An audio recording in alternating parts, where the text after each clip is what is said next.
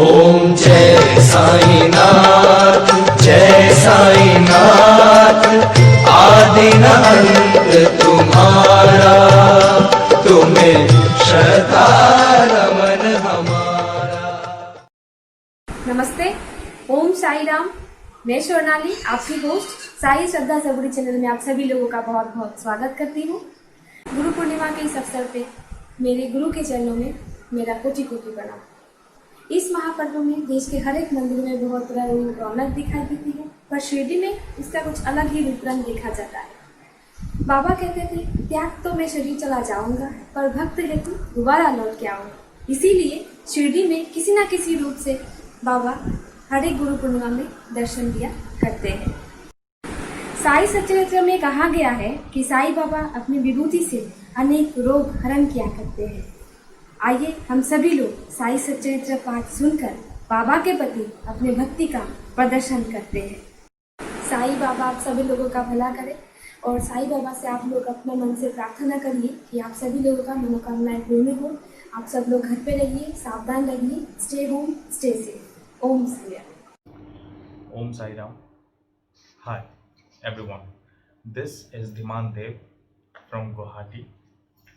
I would like to take this opportunity to thank each and every staff and crew of this beautiful YouTube channel known as Sai Satcharitra Addhyay for providing me such a fantastic and tremendous platform where I can now recite the Sai Satcharitra. My chapter happens to be chapter number 39. So, without any further ado, let's start upon reciting this beautiful chapter. Thank you. In this chapter, that is chapter number 39, we'd like to discuss about Baba's knowledge of Sanskrit, his interpretation from the verses of the Gita, and the construction of the Samadhi Mandir. Some believed that Baba did not know Sanskrit, and Hemant Pant wrote another chapter, that is chapter number 50, refuting that notion. As that chapter deals with the same subject matter, it is incorporated into this chapter. Preliminary. Blessed is Shirdi, blessed is the Dwarkamai where Sri Sai lived, and blessed are the people of Shirdi, whom he obliged and for whom he traveled for such a long distance. Shirdi was a small village at first, but it attained great importance on account of its contact and became a tirtha, a holy place of pilgrimage. Equally blessed are the women folk of Shirdi. Blessed is their whole and undivided faith in him. They sang the glories of Baba while bathing, grinding, pounding corn, and doing other household works. Blessed is their love, for they sang sweet songs which calm and pacify the minds of the singers and listeners. Baba's interpretation. Nobody believed that Baba knew Sanskrit. One day, he surprised everyone by providing a good interpretation of a verse from the Gita to Nana Sahib Chandorkar. A brief account about his matter was written by Mr. B.V. Deo, retired Mamlatdar, and published in Marathi in the Sri Sai Leela magazine. Short accounts of the same are also published in Sai Baba's Charters and Sayings and in the Wondrous Saint Sai Baba, both by B.V. Narasimha Swami. Mr. B.V. Deo has also written an English version of this in his statement dated 27th September 1936. As Mr. Deo had first-hand information about this matter from Nana Sahib himself, his version is given below. Nana Sahib Chandorkar was an avid student of the Vedanta. He had read the Gita with its commentaries and prided himself on his knowledge in that domain. He fancied that Baba knew nothing of all this or of the Sanskrit language. So Baba one day pricked that bubble. These were the days before crowds flocked to Shirdi, when Baba had solitary talks at the masjid with a few devotees. Nana was sitting near Baba and was massaging his legs and mumbling something to himself. Baba: Nana, what are you mumbling to yourself? Nana replied, I am reciting a verse in Sanskrit. Baba asked, "What verse?" Nana replied, "It's from the Bhagavad Gita." Baba, "Say it loud."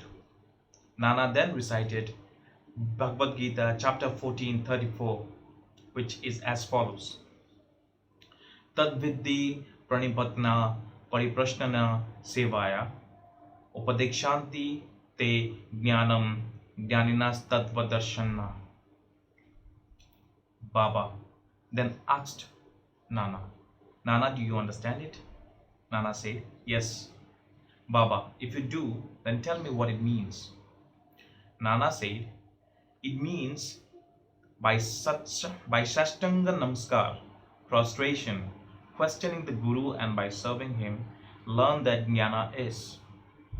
Then those Jnanis who have attained the real knowledge of the Sadvastu Brahma will give you Upadesha, instruction about Jnana." Baba asked, "Nana, I do not want this sort of summary of the whole stanza. Give me each word, its grammatical force and meaning." Then Baba made Nana explain it word by word. Baba asked Nana, "Is it enough to merely prostrate?" Nana replied, "I do not know any other meaning of the word pranipata other than prostrating." Baba asked, "What is pariprashna?"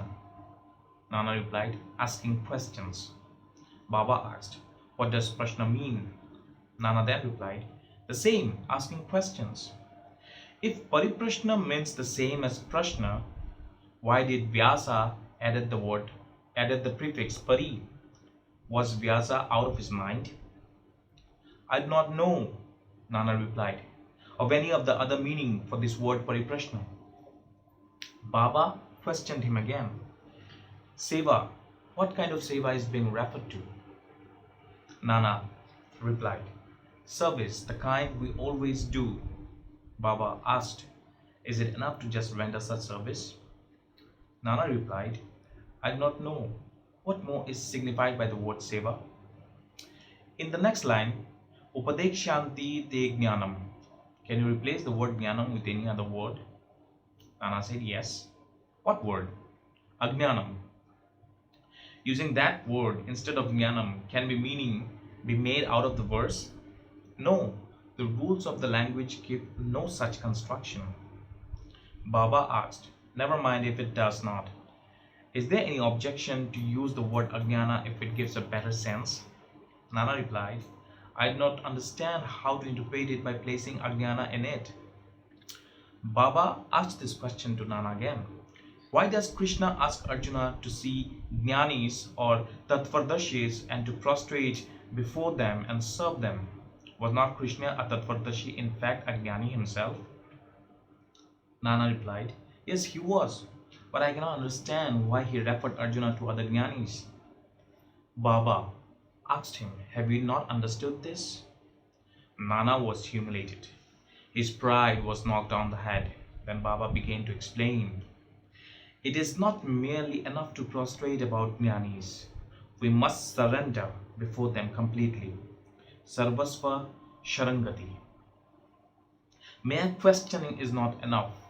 The question must not be asked with any improper motive to trap the Guru and catch mistakes in his answer, or out of idle curiosity. It must be serious and with the objective of achieving moksha or spiritual progress.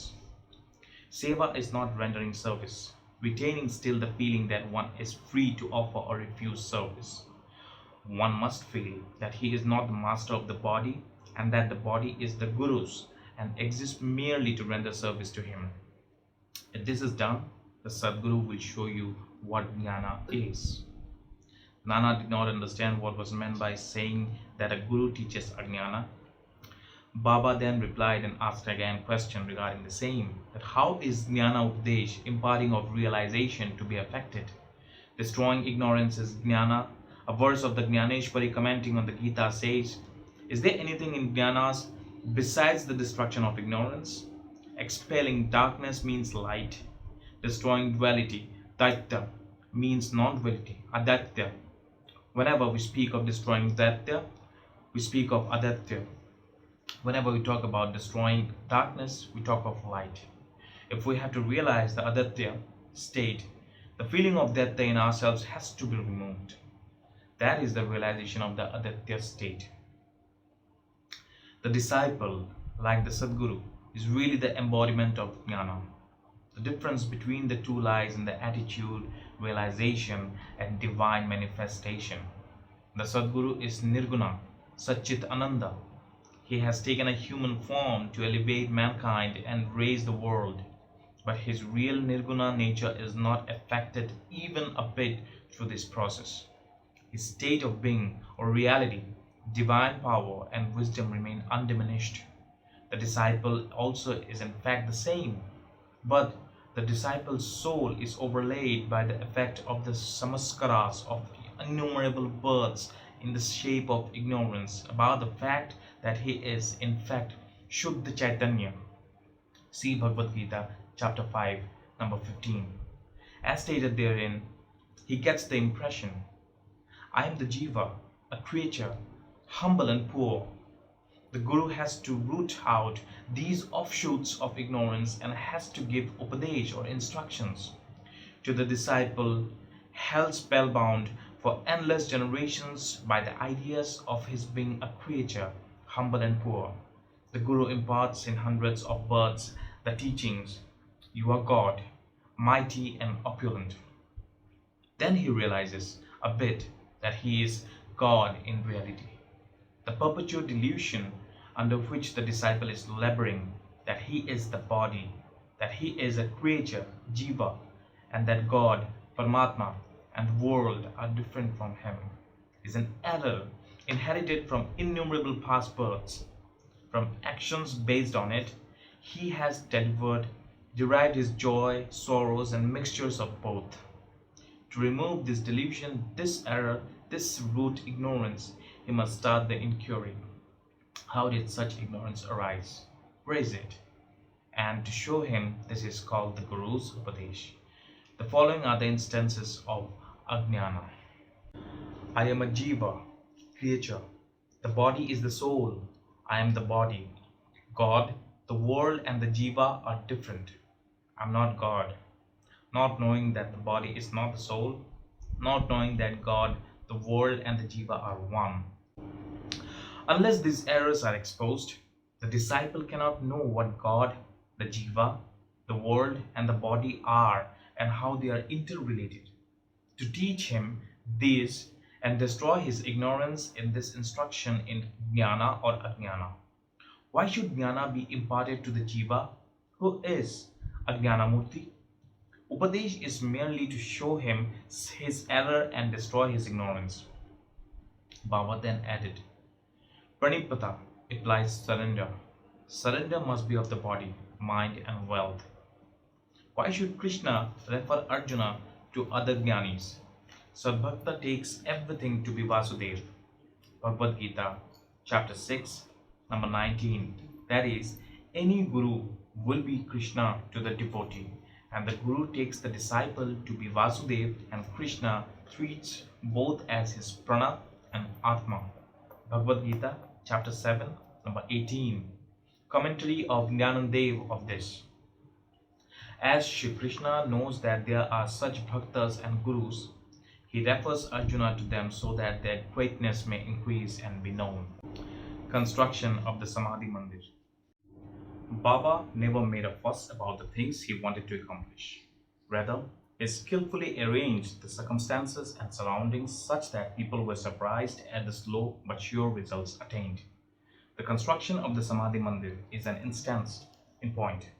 Shriman Bapu Sahib, the famous multimillionaire from Nagpur, lived in Shirdi with his family. Once, an idea arose in his mind that he should have a building of his own there. Shortly after this, while he was sleeping in Dikshit's Vada, he had a vision. Baba appeared in his dreams and ordered him to build a Vada, mansion of his own with a temple attached. Shama, who was also sleeping there, had a similar vision. When Bapu Sahib woke up, he saw Shama crying and asked him why he was crying. The latter replied that in his vision, Baba came to him and ordered him distinctly, "Build the vada with the temple. I shall fulfill everyone's desires." Hearing these sweet and loving words, I was overpowered with emotions. My throat was choked, my eyes were overflowing with tears, and I began to cry. Bapu Sahib was surprised to learn that both their visions were identical. Being a rich and capable man, he decided to build a vada there and drew up a plan with Madhavrao Shama. Kaka Sahib Dikshit also approved of it, and when it was placed before Baba, he also sanctioned it immediately. Then the construction was started, and under Shama's supervision, the ground floor, the cellar, and the well were completed. Baba, on his way to and from the Landi, also suggested certain improvements and changes. Further work was entrusted to Bapu Sahib Jog, and as the building began to take shape, an idea struck Bapu Sahib. He felt that the building should have an open room or platform, and in the center of the room, the image of Lord Krishna with the flute should be installed. He asked Shama to refer this matter to Baba and get his consent. The latter asked Baba about this and this when he was passing by the vada. Baba gave his consent, saying, "After the temple is complete, I will come there to stay." And staring at the vada, he added, "After the vada is complete, we shall use it ourselves. We shall live, move, play, embrace each other, and be very happy." Then Shama asked Baba whether this was an auspicious time to begin work on the foundation of the central room of the shrine. Baba answered in the affirmative. Shama got a coconut broken and started the work. In due course, the work was completed, and an order was also given to paint a large image of Lord Krishna. But before it was ready, there was a new development. Baba became seriously ill and was about to pass away. Bapu Sahib was very sad and dejected, and thought that if Baba passed away, his vada would not be consecrated by the holy touch of Baba's feet. Thus, all the money spent, about 100,000 rupees, would be wasted. But the words, "Place me in the vada," which came out of Baba's mouth just before his passing away, consoled everyone. In due course, Baba's holy body was placed and preserved in the central shrine designed for Lord Krishna, and the vada thus became the Samadhi Mandir of Sai Baba. Thus, Baba became Lord Krishna. His wonderful life is unfathomable. Blessed and fortunate indeed is Bapu Sahib Booty. In those vada lies the holy and pure body of Baba. Bow to Sri Sai. Peace be to all. With this, I'd like to conclude the chapter 39 of the Sai Satcharitra. And once again, I'd like to thank, it's a privilege for me to provide such a fantastic opportunity where I could have shared this beautiful story of Sai Baba along with you people. Since the time of my childhood till today, I have always learned one big thing about Sai Baba, that he is a fakir. He has always postulated and advocated that सबका मालिक एक. आप कोई भी हो, कैसे भी हो, किसी भी जात के हो, किसी भी धर्म के हो, you're one. You have been singly postulated as a person under God's own hands. The beauty of Sri Sai Baba is that at the end of the day, he used to consider each and every individual not by the religion but by the humanity that one possesses. You might be a Hindu, you might be a Muslim, you might be a Christian, doesn't matter. There were no such segregations in the tenets of Sri Sai Baba, and that everybody can enter his hallowed portals and can be a part of his beautiful pilgrimage journey. In this time, when our country has to be unified and integrated as one, maybe in terms of religion, maybe in terms of everything, forgetting everything past behind, just an epitome that we'd like to present to ourselves is all about humanity. Sri Sai Baba always preached that, and keeping this in mind, that Sabka Malik Ek, we should always put ourselves for the greater good of this nation, for a utilitarian approach, so that at the end of the day, we all as a human being can come out triumphed in flying colors. Once again, I'd like to thank the Sai Shraddha Saburi YouTube channel for this beautiful efforts of them bringing up, and I hope that in the future course of time down the line, they should also get themselves quite motivated and also move leaps and bounds in the number of likes, in the number of shares, in the number of subscribers. So I beseech each and every one of you who has been watching this beautiful video, please do like, subscribe, and enjoy this beautiful channel's tenets about Shirdi Sai Baba. Thank you. Namaskar. Om Sai Ram.